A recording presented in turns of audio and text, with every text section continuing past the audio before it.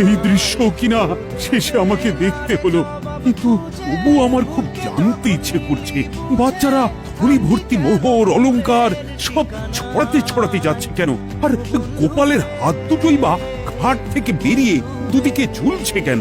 মহারাজ, আর একটা ব্যাপার কি আপনি লক্ষ্য করেছেন? কি বলো তো? গোপালের দেহ কারা কাঁধে করে নিয়ে যাচ্ছে? হ্যাঁ হ্যাঁ, ওই তো মন্ত্রী, সেনাপতি, জ্যোতিষী আর পণ্ডিত। আসলে গোপালের এই শেষ যাত্রা আমাদের কিছু শিক্ষা দিয়ে যাচ্ছে মহারাজ। এই যে দেখুন, যারা গোপালকে সহ্য করতে পারত না, এখন তাদেরই কাঁধে গোপাল যাচ্ছে।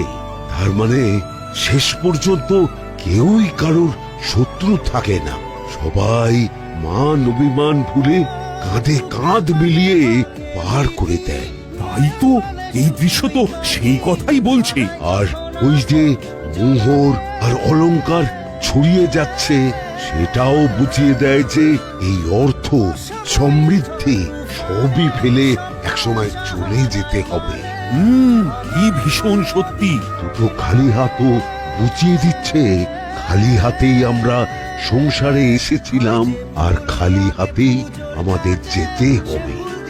এই চরম সত্যিটা আমি আগে বুঝিনি।